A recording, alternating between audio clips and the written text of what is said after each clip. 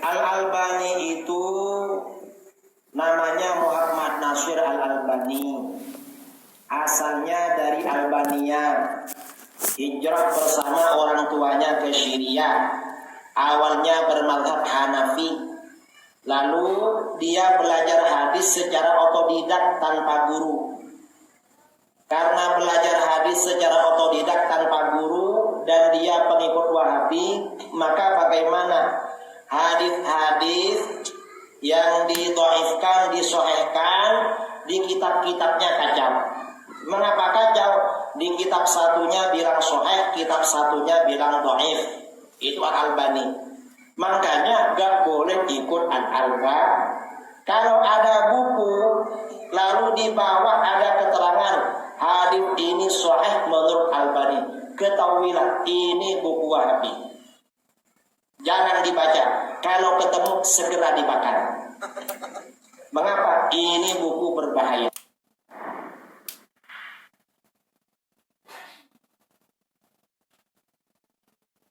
Dakwakan mengatakan Syekh Albani mempelajari hadis tanpa berguru.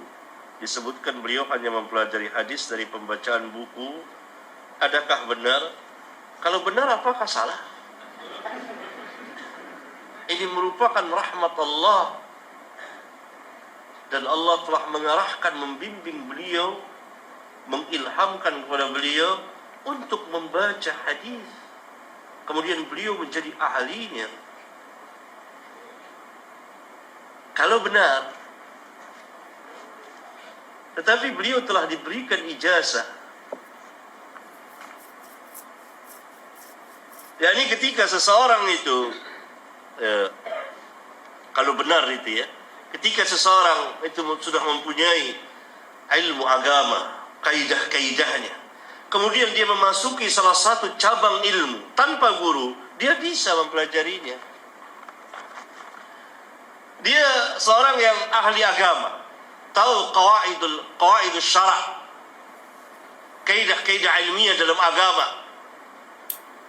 Bukan nol sama sekali, bukan kosong sama sekali, tidak. Kemudian dia akan mempelajari salah satu bab, salah satu cabang ilmu sendiri. Dia dari pembacaan dan tapi dia berilmu. Bisa apa tidak? Bisa. Seorang ulama, dia ahli tafsir, dia ahli hadis, dia ahli usul, tapi tidak ahli dalam ilmu faraid. Tahu ilmu faraid? Ilmu warid. Kemudian dia mempelajari sendirian. Boleh apa tidak? Boleh tidak? Boleh. Dia orang alim, sudah tahu. Adapun orang yang tidak kenal agama, tidak tahu ilmu agama, tidak belajar agama, dia memasuki ilmu agama, memasuki tanpa guru, ya tentu lebih banyak salahnya. Syekh Albani belajar dengan ayahnya pertama, belajar agama. Guru pertamanya adalah bapaknya sendiri. Karena bapaknya adalah tokoh agama di Albania yang kemudian hijrah ke Syria, Damaskus. Kemudian beliau mempelajari dengan beberapa orang guru. Berarti beliau telah memiliki dasar.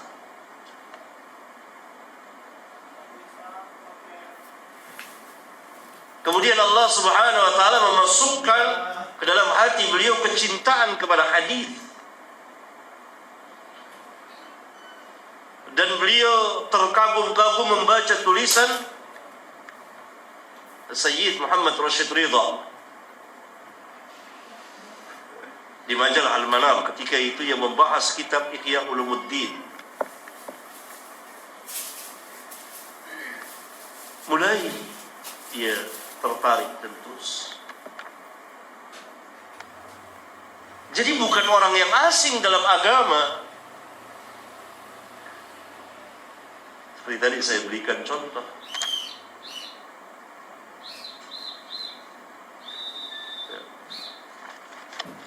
Al-Imam Al-Ghazali lemah dalam hadis. Dan beliau mengakuinya sendiri, sangat jujur. Di kitabnya Qanun Ta'wil, Al-Qanun fi Ta'wil, beliau mengatakan bidha'ati fi ilmi al-hadis mizjatun, barang daganganku, maksudnya perbendaharaanku, maksudnya ilmuku dalam ilmu hadis. Bidha'ati fi ilmi al-hadis, sangat sedikit sekali kejujuran seorang ulama. As-sidqu, sangat jujurnya, gak ada gengsi, gak ada apa. Saya tidak ahlinya dalam hadis. Karena itu maksudnya jangan ambil hadis dari saya. Bidha'ah itu barang dagangan, perbendaharaanku dalam hadis dikit. Allah Subhanahu wa ta'ala memasukkan ke dalam hati al-imam kecintaan pada hadis pada akhir hayatnya. Kan dia mati lagi pegang Sahih Bukhari. Ulama mengatakan, andai kata Allah memberikan umur yang panjang pada al-imam, maka dia akan tampil sebagai ahli hadis karena kecerdikannya. Pada akhir hayatnya dia mempelajari hadis. Tapi belum sempat menjadi ahlinya, dia telah wafat. Kejujuran. Jadi ahlinya belajar. Ulama tidak semuanya menguasai cabang ilmu. Ada sebagian ilmu dia tidak bukan ahlinya. Kemudian pada suatu saat dia ingin mempelajarinya. Kalau ilmu itu kita pelajari.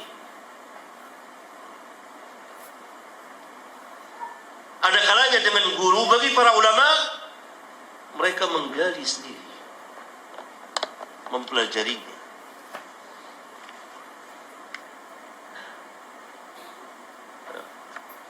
Jadi tidak ada halangan bagi Syekh Albani kalau andai kata seperti itu.